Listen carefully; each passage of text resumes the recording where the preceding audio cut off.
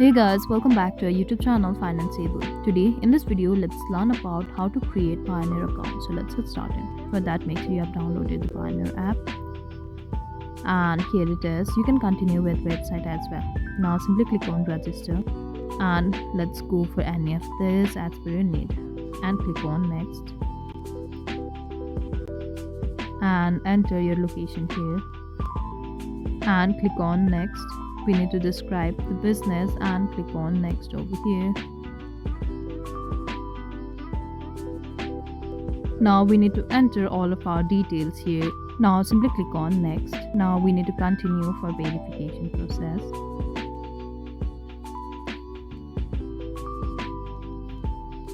So here we need to enter sign up details, that is contact details here. Enter your address, phone number, and click on send code to get the verification code. After that, we get a verification code in our email address.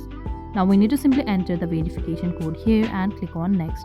After which, we finally get into a Payoneer interface. So that was all. I hope you liked the video. Please do like and subscribe.